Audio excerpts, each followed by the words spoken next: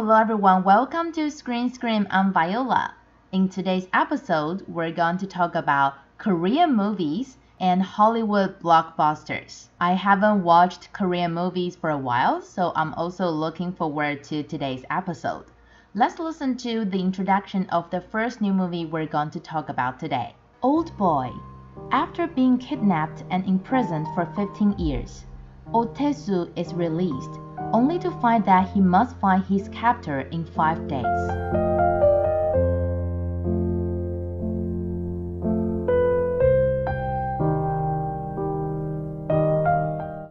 The first new movie we're going to talk about today is actually a classic re-release. Old Boy was released in 2003, so it's Old Boy's 20th anniversary. As we heard in the introduction, it's a mysterious, thrilling drama action. It's one of the revenge trilogies of director Park Chan-wook. As we heard in the introduction, Otesu was kidnapped, and after 15 years he finally got out of it and went back to the society. But he received a phone call saying that he needs to find out the reason why he got kidnapped in 5 days. Otherwise, somebody would die. And that person is a new friend Otesu makes after he gets out. And that person promises to help him to find out what happened to him. You can say that Old Boy is one of the most classic, thrilling masterpieces in Korean film history. It won the Jury's Grand Prix at 2004 Cannes Film Festival. Although Old Boy is a Korean movie, the story is actually adapted from a famous Japanese manga. The story is too unique that all the aficionados around the world are crazy about it. Even the director's other works won't be able to surpass it. I have to admit that I haven't seen Old Boy myself, and I think it's not the first time that it's re-released in Taiwan. I forget why I didn't watch it when it was re-released last time, but if you're like me, you haven't seen Old Boy, you could grab this chance to watch it. And I'm also very curious about the name of the movie, because if you go see the Korean name of the movie, it's also Old Boy. It's just spelled in Korean, so it's Older Boy. So I guess there must be something interesting or meaningful related to the title. And Korean film industry just made so many movies related to serial killers or crime action thrillers. So if you're interested in this kind of genre, then a Korean movie, especially a classic like Old Boy, is definitely a good pick for you to watch this weekend. And I can tell you that all the movies we're going to talk about today are action movies. So if you love action movie, this is the right place for you. And now let's listen to the introduction of the second new movie we're going to talk about. The Roundup, No Way Out, a sequel to record-breaking Korean action film, The Roundup. 잘 나왔어요? Wait, what? That really was a lazy introduction.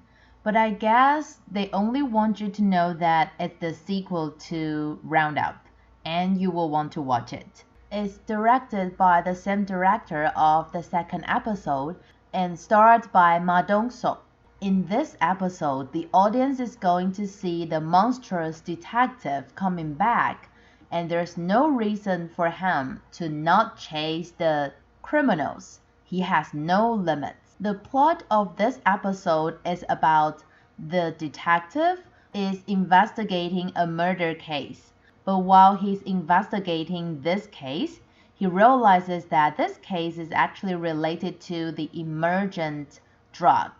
And then he decides to expand his investigation. So something more comes up. I think everyone more or less knows Ma Dong-seok. He became super famous because of Train to Busan, and then he acted in many blockbuster Korean movies. But today I'd like to talk about another actor in this movie, Lee Jun-hyuk. He also played in Along with God, but he's one of the supporting actors, so you might not remember who he is. but he actually has become an actor for 17 years, and he has demonstrated a lot of different acting skills in many different movies.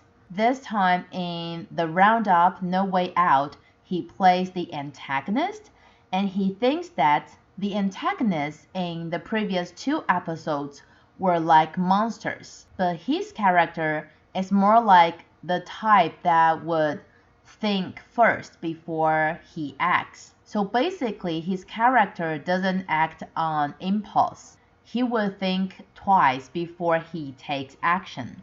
And the audience will be able to see how he fights against the detective in the movie.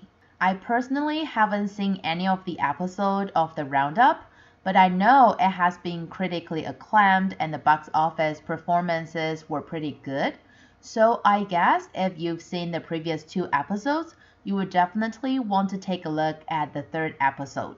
And before we move on to Top 007 and talk about more action movies, let's review what we had from last week first. Top 3 was Fast and Furious 10. Top 2, the Super Mario Bros. Movie. And top 1 was Guardians of the Galaxy Volume 3. We not only have some new faces on the chart this week, the old friends also shuffled. Let's check out top 7 to top 4 first. Top 6, Evil Dead Rise. Top 5, Book Club, the next chapter. The older the vines, the sweeter the fruit. Oh. Kandarha. Trust me. Please be safe, will you? Okay. Top 4, The Little Mermaid. She got legs, you idiot. Wow, we have 2 new movies on the chart this week, Kandarha and The Little Mermaid. Actually, I really want to talk about The Little Mermaid, but I'm pretty sure it's going to be on the chart next week as well. But as for Kandarha, I'm not so sure. It might disappear next week. So let's talk about it first. The movie's adapted from a true story, and the script was written by the US intelligence himself. The scriptwriter is Mitchell LaFortune. He was a former soldier. He used to serve in Afghanistan. Actually, I also have a distant relative who used to serve in Afghanistan before, so I heard some stories. But anyway, back to the movie. He was a soldier serving in Afghanistan, but then he worked at the Pentagon, making the strategic action plans in Afghanistan for the US government. So the story of this movie is his life. That's what we say, life is like a play and the play is like life. In order to create the most real Middle East scenes, the crew actually went to 2 cities in Saudi Arabia.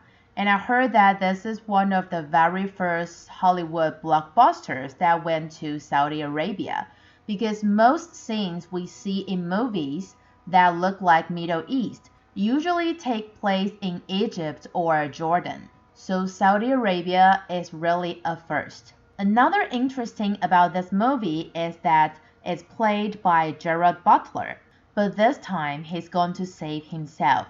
He used to save the US president and a whole plan in his previous movies, but this time his character is going to save himself. Aside from fighting against Afghanistan, he's going to run for 644 kilometers for his life.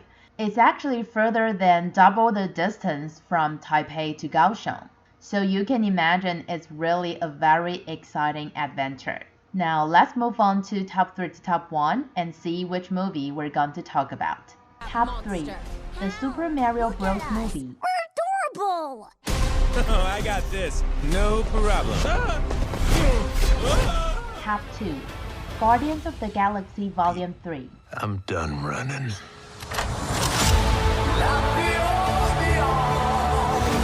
Top 1, Fast and Furious 10. It's time to prepare for what's coming. You might want to buckle up. Wow, Fast and Furious 10 is top 1 this week. Therefore, even though I still want to talk about Guardians of the Galaxy Volume 3, I feel that I still need to talk about Fast and Furious 10 at least once more. I'm pretty sure you already noticed that Jason Momoa played the new antagonist. His character is called Dante. He's the son of a Brazilian mafia gangster and a drug dealer.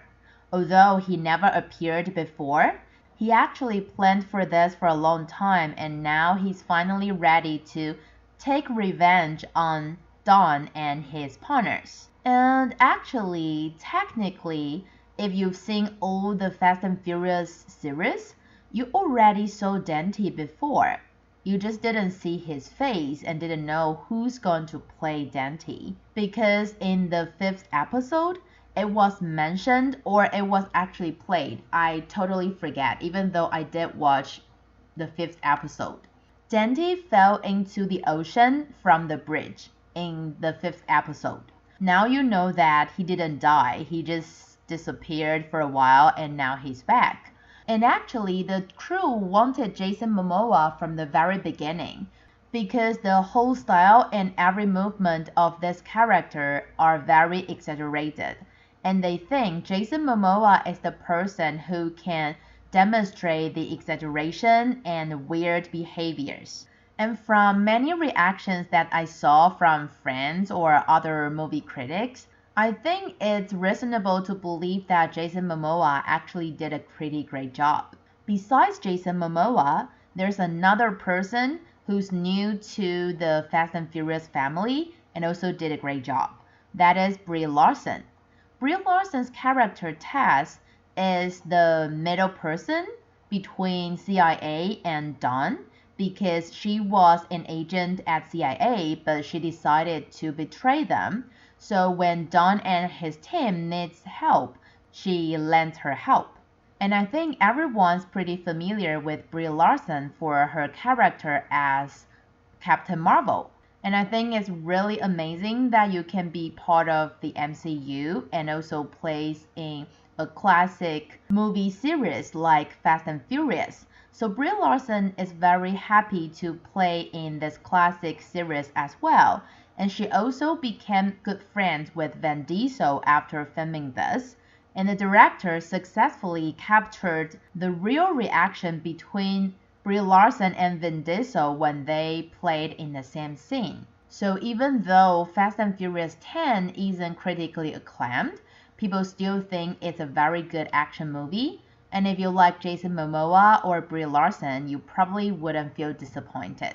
And that's all the time we have for today. Hope you like the Korean movies and action movies I talk about today.